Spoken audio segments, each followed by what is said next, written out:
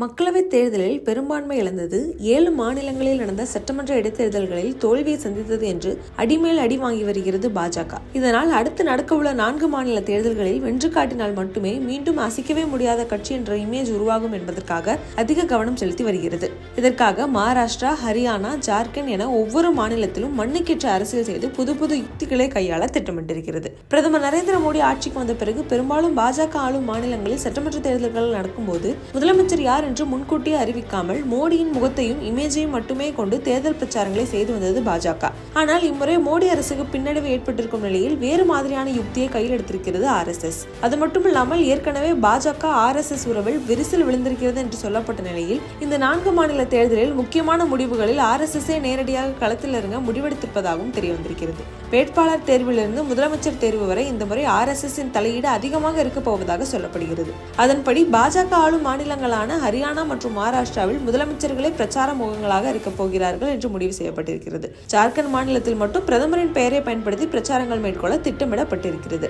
மகாராஷ்டிரா, ஹரியானா, ஜார்க்கண்ட் என்று 3 மாநிலங்களையும் உள்துறை அமைச்சர் அமித்ஷா தேர்தலுக்கான பணிகளை தொடங்குவார் என்று எதிர்பார்க்கப்படுகிறது. இந்த 3 மாநிலங்களையும் பாஜக தன் படைபலத்தை இறக்கியிருந்தாலும் அதிக கவனம் ஹரியானா மாநிலத்துக்கு கொடுக்கப்பட்டு வருவதாக சொல்லப்படுகிறது. அதற்காக அமித்ஷாவுடன் சேர்ந்து மத்திய அமைச்சர் தர்மேந்திர பிரதான் ஹரியானா தேர்தலுக்கான விவகாரங்களை கையாள போவதாக சொல்லப்படுகிறது. ஹரியானா மாநிலத்தை பொறுத்தமட்டில் 1996ஆம் ஆண்டு இந்த மாநிலம் உருவாக்கப்பட்டதிலிருந்து காங்கிரசும் மாநில கட்சிகளும் ஆதிக்கம் செலுத்தி வந்தன. காங்கிரஸ், ஜனதா தளம், ஹரியானா விகாஸ் கட்சி, இந்திய தேசிய லோக் தளம் என்று கட்சிகள் மாறி மாறி ஆட்சி அமைத்தன. ஆனால் 2014ஆம் ஆண்டு தொடங்கி இங்கு அரசியல் களம் தலைகீழாக மாறியது. அந்த ஆண்டு நடந்த மக்களவைத் தேர்தலில் அனைத்து தொகுதிகளிலும் வெற்றி, சட்டமன்ற தேர்தலில் வென்று முதல் முறை ஆட்சி என்று பாஜகவின் கையே ஓங்கியிருந்தது. 2019 மக்களவைத் தேர்தல் பாஜகவுக்கு மீண்டும் பெரும் வெற்றியை கொடுத்தாலும் சட்டமன்ற தேர்தல் பெரிதளவில் கை கொடுக்கவில்லை. பெரும்பான்மை இல்லாமல் ஜனநாயக ஜனதா கட்சி மற்றும் சுயேட்சைகள் ஆதரவோடு ஆட்சியை பிடித்தது பாஜக. 4 ஆண்டுகள் ஆட்சிக்கு பிறகு ஜனநாயக ஜனதா கட்சி, சுயேட்சைகளும் தங்கள் ஆதரவை விலக்கிக் கொள்ள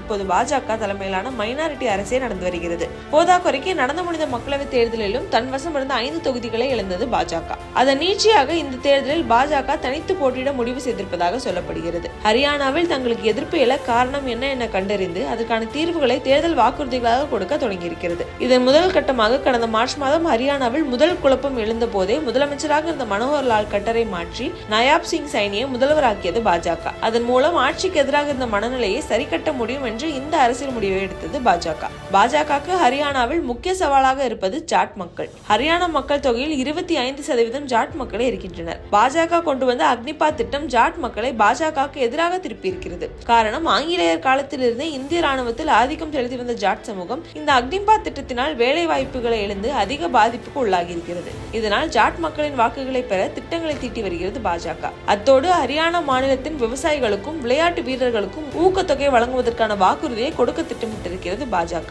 ஏனெனில் 2 ஆண்டுகளுக்கு முன்னர் நடந்த விவசாயிகள் போராட்டத்தையும் கடந்த ஆண்டு நடந்த மல்யுத்த வீரர்களின் போராட்டத்தையும் புறக்கணித்தது ஆளும் பாஜக அரசு. இதற்கான விலையை மக்களவைத் தேர்தலில் பாஜக கொடுக்க வேண்டியிருந்தது. இதனால் இம்முறை இந்த 2 பிரிவினரையும் சாந்தப்படுத்த வாக்குறுதிகளை வாரி வழங்க இருக்கிறது பாஜக. அத்தோடு இளம் பெண்களுக்கும் ஆண்களுக்கும் மாதந்தோறும் ஊக்கத்தொகையாக ஒரு குறிப்பிட்ட தொகையை கொடுக்கவும் திட்டமிட்டிருக்கிறது. ஏற்கனவே கடந்த டிசம்பர் மாதம் மத்திய பிரதேசத்தில் பாஜக கொண்டு வந்த மாதந்தோறும் ஊக்கத்தொகை வழங்கும் திட்டம் அந்த தேர்தலில் பாஜகவுக்கு கை கொடுத்ததால் ஹரியானாவிலும் இந்த திட்டத்தை செயல்படுத்த பார்க்கிறது. அது மட்டுமில்லாமல் RSS ஹரியானா மாநிலத்தின் தேர்தலையே தீவிரமாக எடுத்திருப்பதாக சொல்லப்படுகிறது. ஏனெனில் மற்ற மாநிலங்களில் இந்தியா கூட்டணி கட்சிகளே எதிர்கட்சியாக இருக்கும் நிலையில் ஹரியானாவில் தான் காங்கிரஸ் எதிர்கட்சியாக இருக்கிறது. காங்கிரசுக்கு பெருகி வரும் ஆதரவை கட்டுப்படுத்த ஹரியானாவில் காங்கிரஸ் தோற்கடிக்கப்பட வேண்டும் என்று செயல்பட்டு வருகிறது RSS. ஹரியானாவின் RSS பொறுப்பாளராக அருண்குமார் நியமிக்கப்பட்டிருக்கிறார். ஹரியானாவில் இம்முறை ஆம் ஆத்மியும் தனித்து களமிறங்க முடிவு செய்திருக்கிறது. காங்கிரஸ், ஆம் ஆத்மி, ஜனநாயக ஜனதா கட்சி, இந்திய தேசிய லோக் தளம் என்று ஹரியானா மாநிலத்தில் முக்கிய கட்சிகள் களத்தில் இருப்பதால் பாஜகவுக்கு வலுத்து போட்டி உருவாகி இருக்கிறது.